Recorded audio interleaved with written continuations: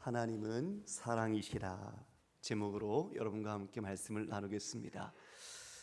성도 여러분, 우리 지금 이제 5월 달인데요. 가정의 달을 맞아서 서로 가족들을 돌아보고 또 부모님도 생각하고 자녀들, 우리의 아이들도 생각하게 되지요. 그 모든 관계가 가장 본질적으로 무엇으로 묶여 있어야 할까요? 그냥 혈연, 그리고 같이 한 가족이라는 그냥 어떤 하나님께서 주신 것 때문에 우리가 그와 같이 살고 있을까요?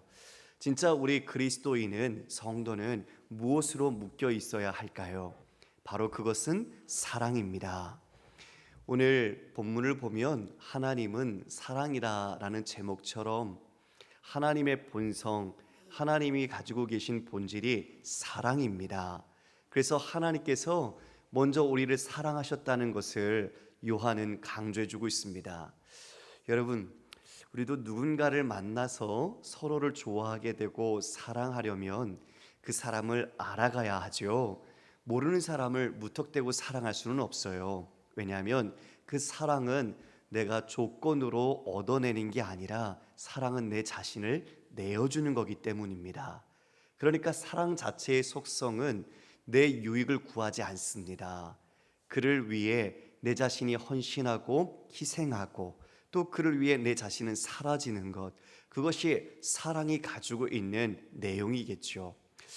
우리가 사랑을 어떻게 알게 되었는가? 그 사랑의 출처와 기원, 그리고 사랑을 우리가 하고 있는 현재의 모습, 그리고 앞으로 우리는 어떻게 사랑해 가야 하는가를 오늘 이 본문을 통해서 함께 나누고 싶습니다. 여러분, 요한은 사랑의 사도라고 하는데요, 오늘 읽은 우리 본문이 요한의 사랑장이라고 불립니다. 고린도전서 13장이 바울이 사랑장이라는 별명을 갖고 있듯이 오늘 본문은 이 요한이 사랑장으로서 우리 성도들에게, 형제들에게 사랑이 무엇인가를 가르쳐주고 있는 내용이죠. 우리 말씀 속으로 한번 들어가 보도록 하겠습니다. 여러분이 7절 8절 말씀을 함께 읽어볼까요? 시작. 사랑하는 자들아, 우리가 서로 사랑하자. 사랑은 하나님께 속한 것이니 사랑하는 자마다 하나님으로부터 나서 하나님을 알고 사랑하지 아니하는 자는 하나님을 알지 못하나니 이는 하나님은 사랑이심이라. 아멘.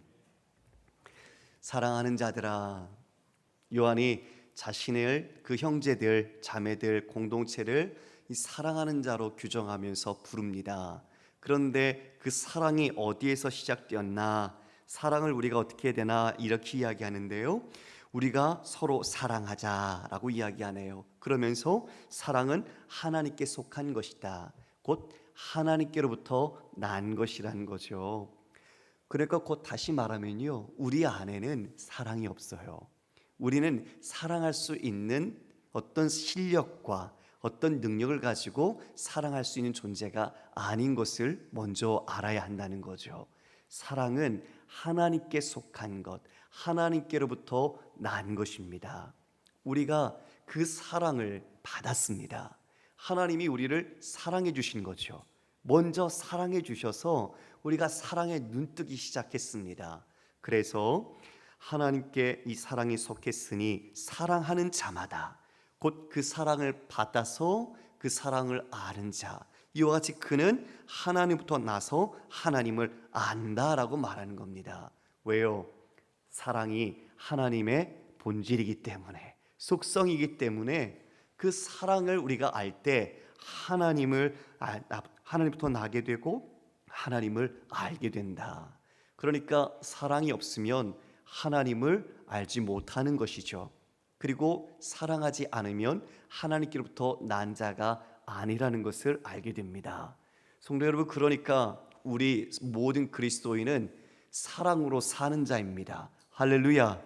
네, 내가 주님을 안다, 주님을 내가 믿는다라고 한다면 그 속성이 사랑이신 하나님을, 그 은혜를 내가 받았고 그 사랑을 알기에 나 또한 그 사랑을 행하는 자, 바로 그가 그리스도인인 것이죠. 하나님부터 난 자요 하나님을 아는 자입니다. 그런데 사랑을 행하지 않는다면 그는 반대로 어떤 사람일까요? 하나님께로부터 나지 않은 자요 하나님을 모르는 자입니다. 그러니까 이 사랑의 사도 요한은 이 사랑을 행하는 것이 그리스도인에게서는 얼마나 중요한 표지인지를 분명하게 말해주고 있는 거죠. 우리 가정을 한번 돌아보시길 바랍니다. 그리고 내 자신의 행동을 한번 돌아보시길 원합니다. 내 모든 삶을 하나님의 사랑으로 하고 있는가? 하나님의 그 사랑 가운데 내 부모님, 자녀, 우리 교우들, 그리고 수많은 만나는 우리의 이웃들과 직장에서, 일터에서 만나는 사람들을 나는 어떻게 대하고 있는가? 그리스도인이라면, 하나님의 사람이라면 그 사랑을 받은 자요, 하나님부터 난 자요, 하나님을 아는 자로서 당연히 사랑을 행하는 자라고 말하고 있습니다. 여러분, 사랑하십시오. 사랑은 우리가 살아가는 삶의 양식입니다. 이어서 9절, 10절에서 또 11절, 12절에서는 하나님의 사랑이 실제적으로 어떻게 나타났는지, 우리가 어떻게 그 사랑을 알 수 있는지, 이것을 요한이 이야기해 줍니다. 9절 10절 말씀입니다. 하나님의 사랑이 우리에게 이렇게 나타난 바 되었으니 하나님이 자기의 독생자를 세상에 보내심은 그런 말미암아 우리를 살리려 하심이라. 사랑은 여기 있으니 우리가 하나님을 사랑하는 것이 아니요 하나님이 우리를 사랑하사 우리 죄를 속하기 위하여 화목제물로 그 아들을 보내셨습니다. 하나님이 우리를 실제 어떻게 사랑하셨는가, 첫 번째가 바로 그 하나님의 독생자를 우리를 위하여 화목제물로 보내셨다는 것입니다. 여러분, 자신의 아들은 곧 자신보다도 더 귀한 존재죠. 하나님께서 그 아들을 바로 죄인 된 우리를 위해서, 또 우리의 죄를 대신하도록 십자가에 세우셨습니다. 그 화목제물로 우리를 용서하시고, 그리고 그 모든 십자가의 구속으로 하나님의 사랑을 알게 하셨습니다. 그러니까 예수 그리스도의 온 삶과 예수님이 지신 십자가는 바로 우리 모든 성도에게 하나님의 사랑을 확증해 주는 것입니다. 할렐루야. 그 큰 사랑이 바로 십자가에서 하나님이 우리를 얼마나 사랑하셨는가를 우리는 경험할 수 있고 체험할 수 있고 알 수 있다는 것이죠. 하나님이 우리를 사랑하신 것은요, 성경 전체에 다 묻어 있습니다. 우리를 사랑하셔서 창조하셨습니다. 이 모든 피조 세계를 우리를 너무 사랑하시기에 다 지으셔서 우리에게 맡기시고 우리가 누리도록 하셨죠. 그런데 우리 인간이 타락했습니다. 타락하고 나면 심판해야죠. 그럼에도 불구하고 하나님은 다시 노아를 통해서 그 가족들을 통해 구원하시고, 또 아브람을 통해서 우리의 모든 이 죄악 가운데 물든 우리를 버리지 않으셨습니다. 그런데 그것의 절정이 어디입니까? 이제 자신의 아들, 독생자 예수 그리스도를 보내신 겁니다. 그 유일한 상속자이신 그 하나님의 아들을 보내셔서 그 아들을 그 수치와 저주의 십자가에 매다셔서 내가 너희를 이와 같이 사랑한다는 것을 몸소 보여주셨습니다. 그것이야말로 하나님께서 우리를 얼마나 깊이, 그리고 말할 수 없을 정도로 사랑하시는가, 이것을 드러내고 있습니다. 눈물로 그 사랑을 표현한다면 이 바다를 다 메워도 모자르지 않을까요? 정말 우리가 무엇을 드려야 그 사랑을 갚을 수 있겠습니까? 우리는 갚을 수가 없는 존재죠.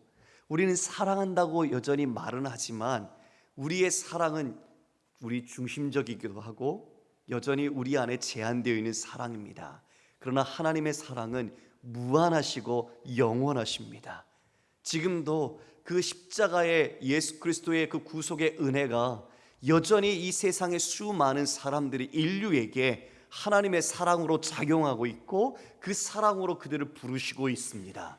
그 사랑이 우리를 숨쉬게 하고 있고, 그 사랑이 우리가 살아가고 있는 힘을 주게 하고, 그 사랑이 우리의 모든 삶의 목적으로서 우리 또한 사랑을 행하도록 우리를 이끌어가고 계십니다. 바로 그 사랑을 우리 모두가 받은 것입니다. 이에 10절에 사랑이 여기 있다 그렇게 말하죠. 이에 다른 곳에 있지 않습니다. 사랑은 여기에 있다. 어디에 있는가? 하나님을 사랑한 것은 우리의 힘이 아니라 하나님이 우리를 사랑하셨다. 그리고 그와 같이 화목제물로 그 아들을 보내셨다라고 분명하게 말씀합니다. 사랑하는 성도 여러분, 적그리스도와 거짓 교사들은 그런데 이렇게 보내신 예수 그리스도 인성을 거부했습니다. 하나님의 아들을 믿지 않은 거죠. 그분이 인간의 몸으로 올 것, 그것을 그들은 믿지 않았습니다. 결국 예수님이 십자가 지신 모든 대속과 그 모든 성취하신 것들을 그들은 인정하지 않는 것이죠. 결국 그들은 사랑을 아는 사람일까요? 모르는 사람일까요? 사랑을 알 수 없습니다. 왜요? 자신들이 세대의 문학, 철학, 사상에 물들어서 자신들이 그와 같이 이 영혼만이 고급하고 육은 더러운 것이니까 어떻게 하나님이 육신에 있는 모습으로 오는가, 이 세상 풍조에 자신들이 같이 겸하여 그것이 떠밀려 갈지 모르겠지만 하나님의 사랑을 알 수 없는 것이죠. 하나님의 그 은혜를 그들은 깨닫지 못한 것입니다. 이어 두 번째로 11절 12절에 하나님의 사랑이 실제적으로 우리에게 어떻게 드러난지를 알 수 있는가? 함께 읽어볼까요? 시작. 사랑하는 자들아, 하나님이 이같이 우리를 사랑하셨은즉 우리도 서로 사랑하는 것이 마땅하도다. 어느 때나 하나님을 본 사람이 없을 때 만일 우리가 서로 사랑하면 하나님이 우리 안에 거하시고 그의 사랑이 우리 안에 온전히 이루어지느니라. 하나님이 우리를 사랑하셨으니 우리가 서로 사랑하는 것이 마땅하다. 이에 당연한 것이죠. 하나님의 사랑을 받았고 알기에 우리는 그 사랑으로 누군가를 사랑해야 한다는 것이 우리에게는 삶의 당연한 모습입니다. 그러므로 이처럼 우리가 하나님을 본 사람은 없지만 그 품에 독생하신 우리 하나님이 나타나신 것처럼 만일 우리가 서로 사랑한다면 그 사랑의 본질인 하나님으로부터 나온 사랑이 우리 안에 있다면, 그래서 우리가 서로를 사랑하는 것을 우리가 확인하고 본다면 그것은 그의 사랑이 우리 안에 온전히 이루어진 것임을 우리는 확신한다라고 말하는 거죠. 여러분, 그러니까요, 우리 교회가, 우리 성도들이 서로 사랑한다는 것은 곧 무엇일까요? 하나님이 우리를 사랑하셨다는 것을 확인하는 것입니다. 그걸 얼마나 귀한 건가요? 하나님이 보신다면 어떤 마음으로 볼까요? 내가 이와 같이 사랑한 것을 그들이 사랑을 알기에 서로 사랑할 때 하나님의 마음은 얼마나 정말 기쁠까요? 우리는 그 마음을 형제와 자매가 서로 사랑함으로써 하나님을 기쁘시게 하는 마음을 가져야 할 것입니다. 이처럼 독생자를 우리에게 보내주심으로써 우리는 하나님이 어떻게 우리를 사랑하시는지를 알게 되고, 또 우리는 성도가 서로 사랑함으로써 하나님의 사랑이 우리 안에 거한다는 것을 우리는 확인하게 되는 것입니다. 이제 앞으로 13절부터는 확신에 대한 근거를 이야기해 줍니다. 우리에게 사랑을 주셨는데 우리가 어떻게 사랑하며 살아가는가, 그 확신의 근거가 무엇으로 나타나는지를 이야기해 주고 있죠. 13절 말씀 볼까요? 시작. 그의 성령을 우리에게 주심으로 우리가 그 안에 거하고 그가 우리 안에 거하시는 줄을 아느니라.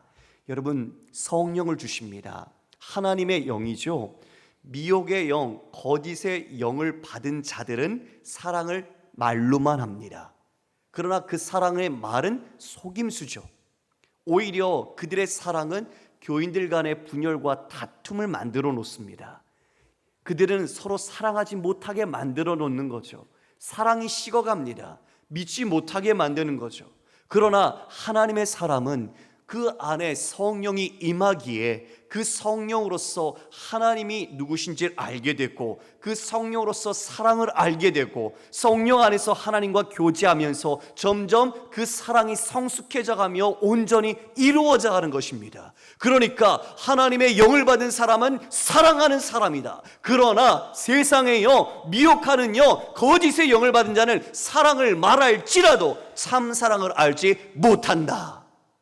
이것이 우리가 사랑에 대한 확신의 근거로 성령에 대한 중요함을 이야기해 주는 것입니다. 사랑하는 성도 여러분, 우리 안에 성령이 계시면 그 성령은 그리스도께로 우리를 인도해 갑니다.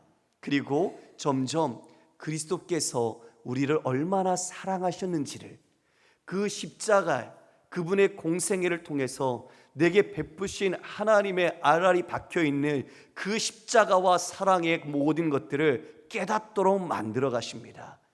주님의 말씀 속에서 모든 것을 다 내어주시며 얼마나 우리를 사랑하고 우리를 위하셨는가가 성경에 담겨있는 내용입니다.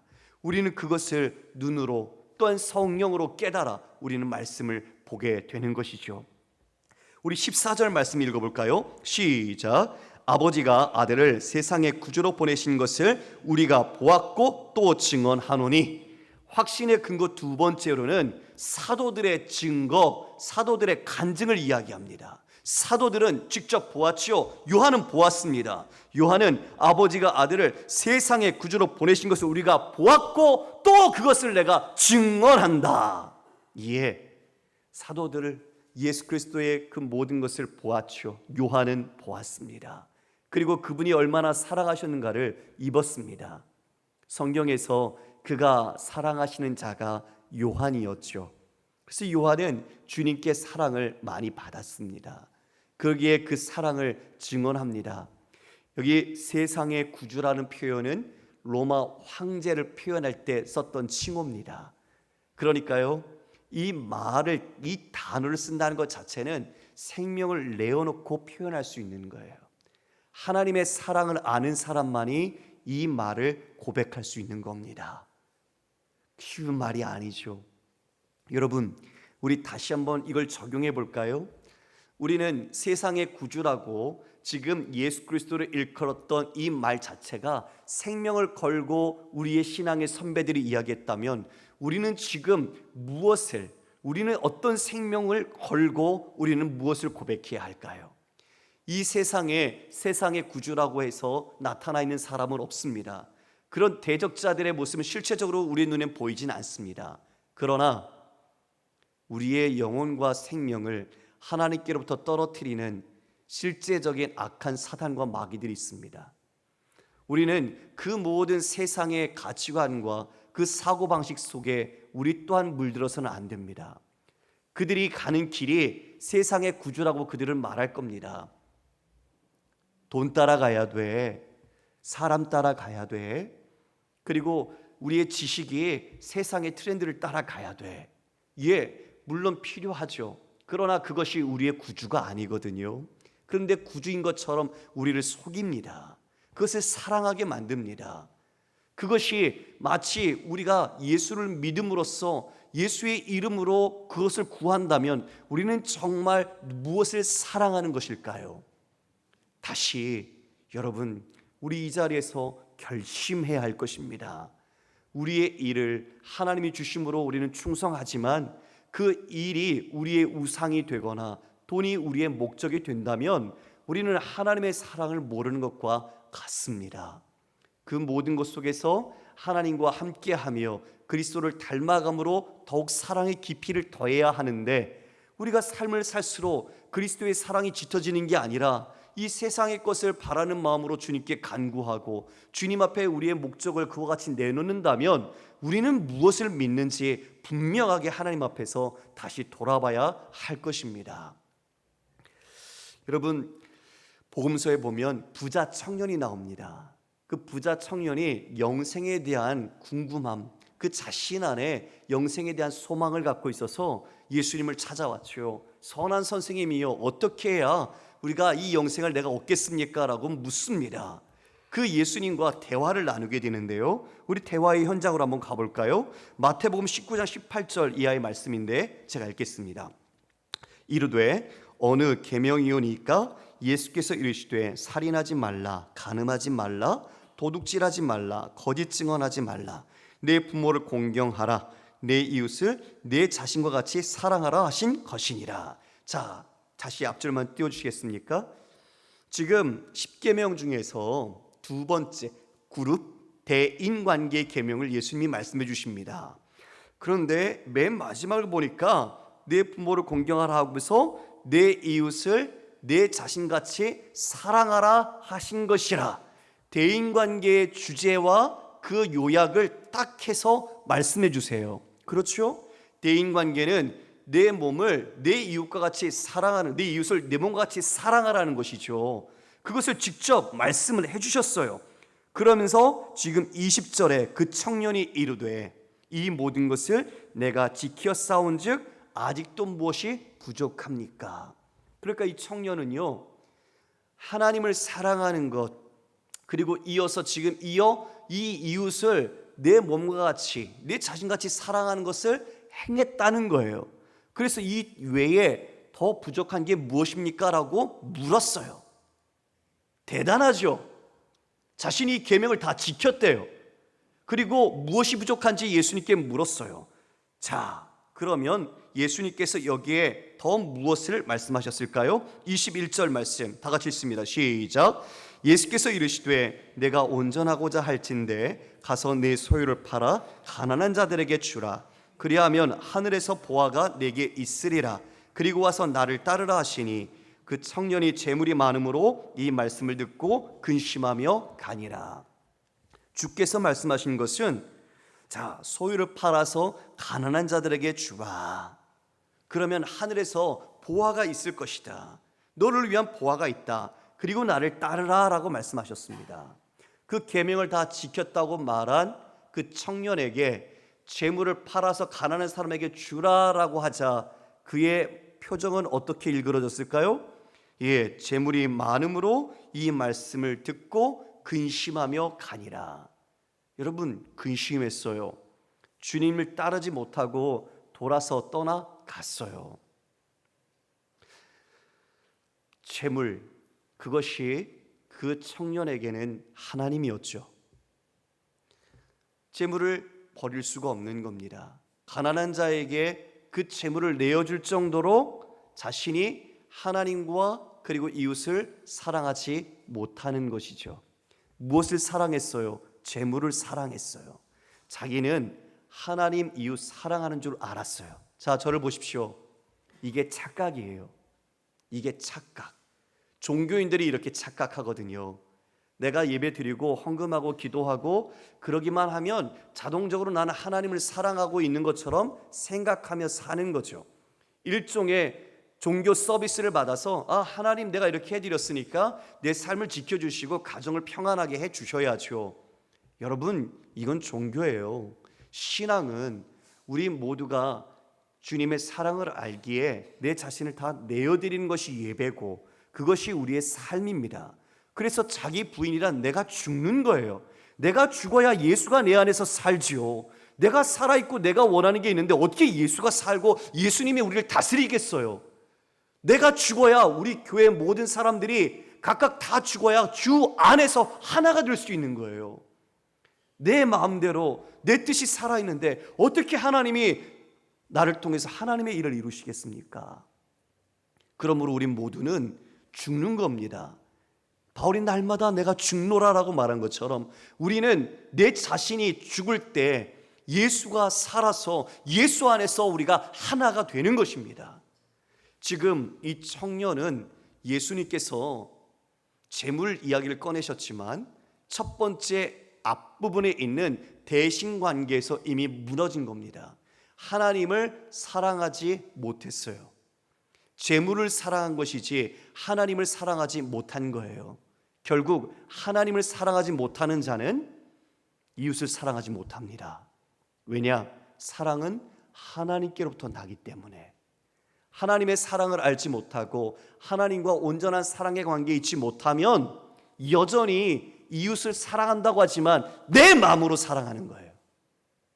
하나님의 사랑이 아니라. 그러니까 이웃이 뭔가 내 마음속에 원하는 대로 해주지 않거나 올바른 반응이 이루어지지 않으면 안 만나요. 이야기 안 해요. 등져요. 사랑 아니에요. 사랑은요, 내가 없는 거라니까요. 예수 그리스도가 내 안에서 사랑하시는 거예요. 하나님이 그렇게 자신을 주신 것처럼 우리가 그렇게 사랑하는 게 사랑이에요. 착각하면 안 돼요. 그래서 우리가 진짜 사랑한다면 우리를 하나님께서 우리 자신에게 자신 다 주신 것처럼 우리도 내어 주어야 하는 것입니다. 이 부자 청년은 실패한 거예요. 사랑하는 것 같아 보였지만, 그렇게 사랑한 줄 알고 있었지만 속이 사랑한 게 아니었어요. 자, 우리 그 다음 절 한번 볼까요, 여러분? 15절 말씀입니다. 누구든지 예수를 하나님의 아들이시라 시인하면 하나님이 그의 안에 거하시고 그도 하나님 안에 거하시느니라. 성령을 이제 통해서 확신했고, 또 우리가 그 사도들의 증거를 통해서 이 사랑을 확신했고, 이제는 그분 예수 그리스도를 하나님의 아들이라 무엇한다고요? 시인하는 것으로 우리는 확신의 근거를 갖고 있다는 거죠. 성령을 받은 자, 정말 그것은 예수 그리스도 그분이 하나님의 아들이시라는 것을 믿습니다. 그러므로 우리가 그것을 시인하는 것은 단지 마음의 고백과 입술에서 하는 게 아니에요. 우리의 삶으로 시인해야 합니다. 여러분의 삶에서 예수님이 하나님의 아들이시라는 것을 여러분들이 다 드러내는 삶으로 살아내야 하는 것이죠. 그게 시인이에요. 이 자리에서 우리의 입술로는 말할 수는 있어요. 그런데 진짜 시인은 삶의 현장에서 일어나는 겁니다. 억울할 수도 있고요, 때로는 힘든 일이 있을 수도 있어요. 때로는 정말 우리에게 원하지 않는 일들이 있을 수 있지만, 그 모든 자리에서 내가 예수 그리스도를 하나님의 아들로 믿는 그 믿음, 그 시인함으로 그리스도인답게 순종하는 거예요. 이게 시인하는 것입니다. 할렐루야. 이 싸움에서 여러분 사랑으로 이기셔야 합니다. 사탄은 이걸 무너뜨리려고 해요. 우리가 하나님의 사랑을 받은 자라는 걸 잃어버리고, 그리고 우리를 통해서 예수 그리스도가 하나님의 아들이신 것을 드러내야 하는데 이것을 막습니다. 교묘하게 우리의 눈을 돌리게 하고 우리의 마음을 다른 데로 뺏어버려서 내 안에 있는 내가 드러나게 만드는 거죠. 네 뜻대로 해, 네 마음대로 해, 네가 하나님처럼 해, 그러면 네가 자유로울 거야. 이게 사랑인 것처럼, 자유인 것처럼 우리를 현혹시키죠. 그때 우리는 내가 누구를 시인하는 자인지 잊어서는 안 됩니다. 나는 예수 그리스도, 그분이 하나님의 아들이심을 내 온 삶에서 인정하는 것, 내 모든 말과 삶의 행함 속에서 그분을 드러내는 것이 내가 살아 행하는 믿음의 길이라는 것이죠. 여러분, 그럴 때 여러분을 통해 수많은 사람들이 예수님을 알아갑니다. 예수님이 누구인지 여러분을 통해서 복음을 제시받는 겁니다. 그 사랑이 흘러갈 때 그들의 마음속에 주님께서 역사하셔서 그 사랑으로 말미암아 그들이 변화되어져 가는 겁니다. 여러분, 혹시 어떻게 여러분들이 이 자리에 앉게 되셨습니까? 누군가가 우리의 손을 붙잡아 이 예배당, 하나님을 섬기는 것으로 인도하지 않았다면 우리는 어쩌면 이 자리에 앉아있지 못했을, 많은 사람들이 그랬을 겁니다. 저도 누군가가 전도했기 때문에 예수님을 믿게 되었죠. 그 전도가 여러분 사랑 아닙니까? 최고의 사랑이 전도 아닙니까? 생명을 내어줄 수 있고 그 생명의 구원을 알 수 있는 것만큼 우리가 사랑하는 사람에게 줄 수 있는 것이 무엇이 있겠습니까? 바로 우리가 그 사랑의 빚진 자입니다. 하나님의 사랑을 입은 누군가가 그 사랑과 복음에 빚진 것을 알고 사랑의 손길이 되어 그 사랑을 우리에게 전해준 것이죠.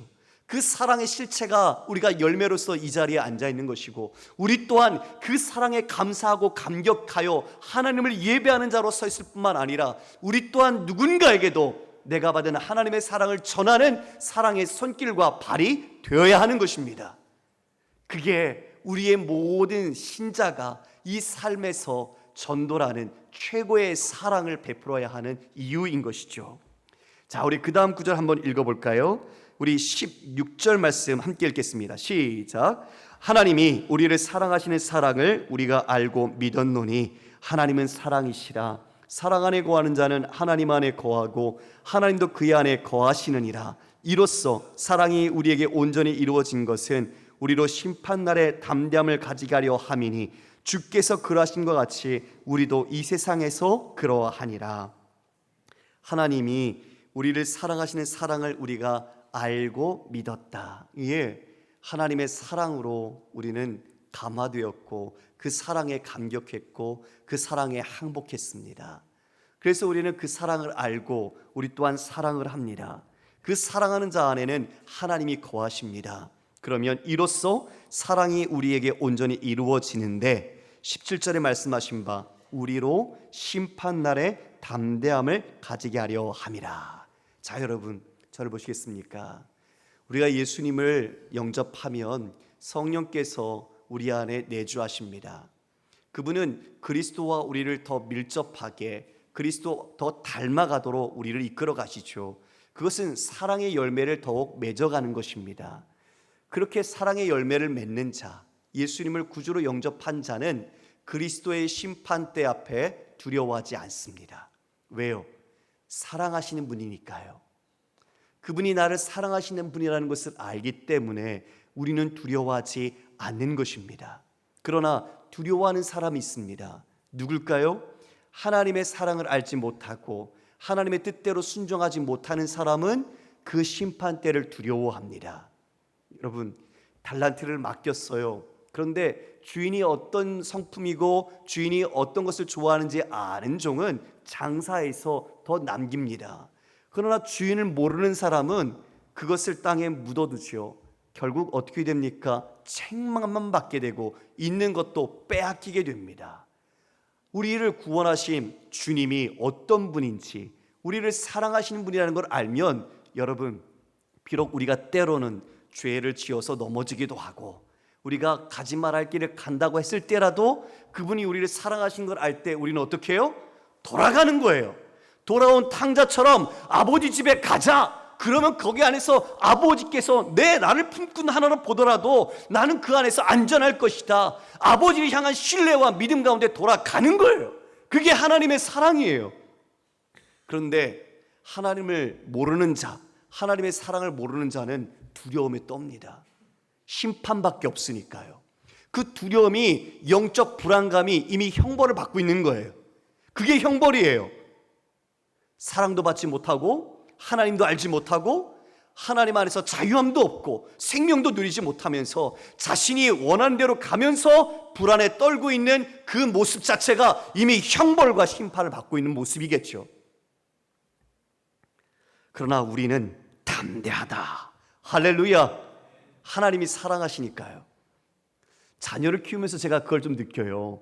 자녀들이 다 부모의 말 잘 듣나요? 그렇지 않잖아요? 자신도 모르게 뒤에서 자기가 원하는 거 하다가 걸리기도 하고 때로는 뭔가 실수하기도 하고 그러잖아요. 그런데도 불구하고요, 그 자식이 아빠 엄마 앞에 와서 엎드리고 그냥 붙잡으면 끝나요. 그거로 끝난 거예요. 거기에서 너는 이런 죄를 졌으니 이러한 심판을 선언하노라. 안 그래요. 다음엔 그러지 마. 알았지? 다음에는 이렇게 해. 이런 식으로 이야기하고 그 안에서 사랑으로 회복되는 것을 보게 되거든요.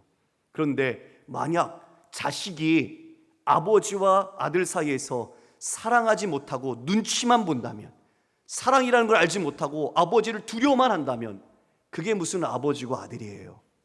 가족이 아니죠.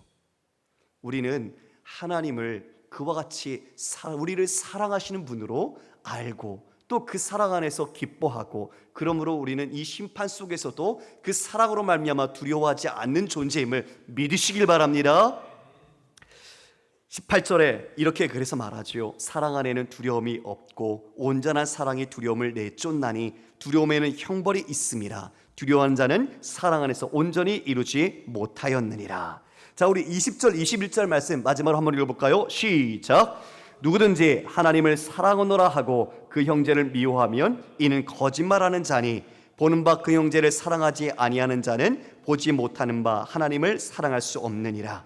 우리가 이 계명을 주께 받았나니 하나님을 사랑하는 자는 또한 그 형제를 사랑할지니라. 우리가 그 사랑에 대한 확신의 근거가 무엇인가 보니까 하나님을 사랑하는 자는 그 형제를 사랑한다. 우리를 보니 우리가 형제를 사랑하더라. 이것이 우리가 사랑의 확신의 근거를 가지게 되는 것이죠. 그런데 반대인 사람들이 있어요. 형제를 미워하는 자, 그는 어떠한 사람이라고 말합니까? 거짓말하는 사람이라고 말합니다. 형제를 미워하면 이는 거짓말하는 자니 그는 본바 형제를 사랑하지 아니하는 자로서 보지 못하는 바 하나님을 사랑할 수 없느니라. 여러분, 우리가 거짓적 그리스도들, 그와 같이 악한 자들이 형제들을 향하여 사랑한다고 말은 하지만 실제적으로는 어떻게 하는 겁니까? 하나님께로부터 미움을 받게 하고 하나님의 사랑으로부터 벗어나게 만드는 것이죠. 결국 그들은 생명이 아닌 심판과 멸망을 자초하게 되는 것입니다. 그래서 우리는 형제의 사랑이, 하나님의 사랑이 우리 안에 부음바 되었다는 것을 확인하는 증거로서 더욱 형제 사랑이 계명으로 주어진 것과 더불어 순종해야 할 것임을 알게 됩니다.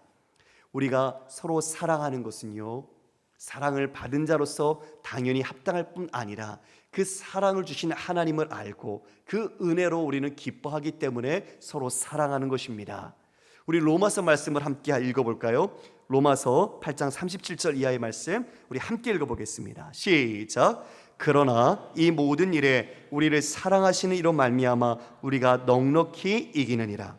내가 확신하노니 사망이나 생명이나 천사들이나 권세자들이나 현재일이나 장래일이나 능력이나 높음이나 깊음이나 어떤 피조물이라도 우리를 우리 주 그리스도 예수 안에 있는 하나님의 사랑에서 끊을 수 없으리라. 할렐루야.